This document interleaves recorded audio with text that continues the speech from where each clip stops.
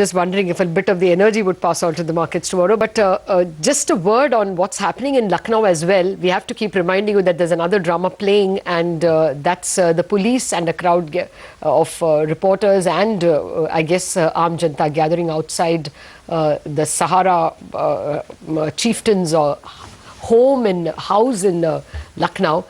The police have an arrest warrant, and I guess it's only probably some minutes away before maybe the arrest itself will be done. I'm amazed why it is not being done. I mean, what are we waiting for if the police have come there with a warrant and are waiting in a jeep outside? Anyway, those pictures there for you, and we have to wait and see how things play out over there as well.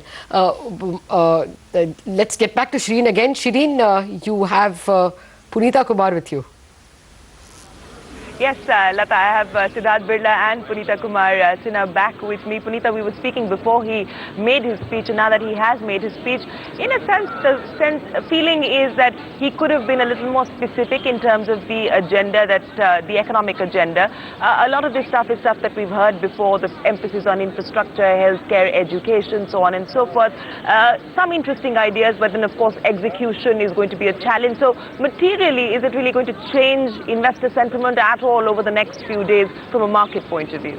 I think from a market point of view, I don't think you can really take anything specific from the speech today, other than the fact that, you know, he's intuitively knows what the issues are. He knows that he has to tackle them, and that is what will cause growth. So I think what we can take away from this is very much focused on implementation, ease of doing business, and that will result in growth. And that you know, infrastructure is not just the traditional things that we think of, but it is much broader canvas. And so ultimately, I think the markets should view that positively, because the direction is what the markets want, which is growth with, you know, emphasis on the right execution.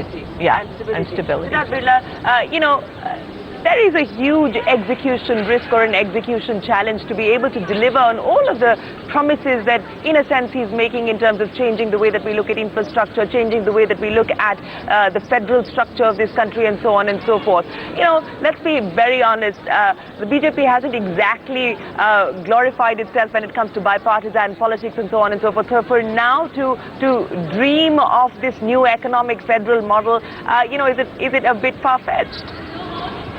I wouldn't call it far-fetched. Actually, of course, he's presenting these as what I believe he looks at solutions of how to get things done. And I think he realizes that it's not just one party, but he will have to actually carry the whole system along with him if BJP is in power. And conversely, having said all that he did, if BJP is not in power, I think that also obligates them in a way to participate in a development process. So I mean, I would take that message home very positively from this. What would be the single highlight for you? I mean, he made a 65-minute long speech touching upon everything from health, education, women's empowerment, solar energy, infrastructure. What would your biggest takeaway be? Well, my first takeaway is that I thought this was his chapter 1 of opening himself up. That's the sense I got, because it was not detailed enough, and yet the canvas was opened wide enough. And I think the real signal, as I think Punita also mentioned, the signal is towards implementation, because he very politely says that, you know, I have only one word to write on the back of the stamp, which is, you know, don't go by my knowledge, go by my track record of implementation. And how do I actually pull together another 20 constituencies to help me implement? I think that's the message I got. So Punita, over the next few weeks now, what will be the trigger as far as the stock market is concerned? Of course, one eye is going to be on the elections, the various conglomerations that we're seeing formed, and so on and so forth. But in terms of triggers, what do you believe the markets are going to be watching out for? I don't think there are any new triggers other than what you know, is happening globally. So I think that's the trigger. But, you know, coming back to what you had asked me earlier, how will the market react to this? You know, one analogy I'd like to say, as I heard him say the word trusteeship, that, you know, he wants to be a trustee and not an owner. And as investors, that's exactly what the role we play, and therefore this should resonate well with investors. And he said that because we as an investor don't own the client's funds, but we operate and invest them wisely to get the best returns.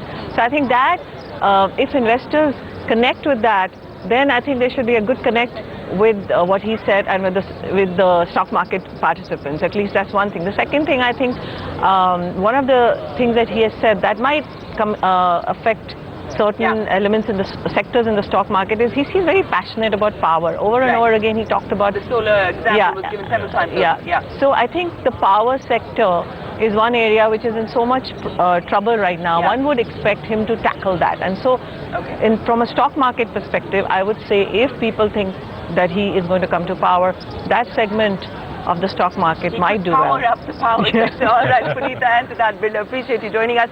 Lata, back to you. All right, thanks a lot for that, Shireen. Meera, Deepen, Mr. Shesha are all with us. Meera, just one point. Did you get the sense that Modi may be better able to implement on things like GST with the record he comes and with the mindset he comes? Look, Lata, I mean, I would certainly say we certainly hope so.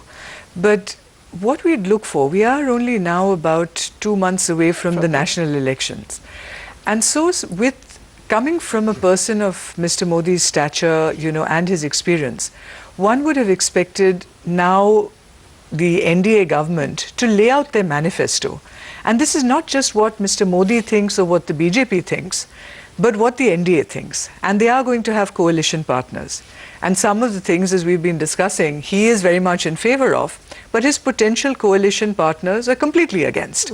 So we need to see the specifics in terms of what it is, so that we all know actually what is this government going to be able to deliver. Because it's very nice to say all of these things before an election, and that's what one would expect someone to say. But now what we expect, certainly of someone who expects to be the Prime Minister of this country, is more detail. And how are you going to lead a fairly disparate coalition forward? What does this country look forward to in the next 5 years? And there's not very much time for that. So let's actually see the detail, because the devil is always in the detail. Oh, yes, you bet. Whether it is Modi or whether it is your own party. Meera, I as a person who have only followed public finance all my life, I'm terribly worried how much of freebies you guys are going to give away. We haven't taken, we also don't have free lunches on television. We haven't taken a break in a very long time. Allow us to take a very, very brief break. We are back.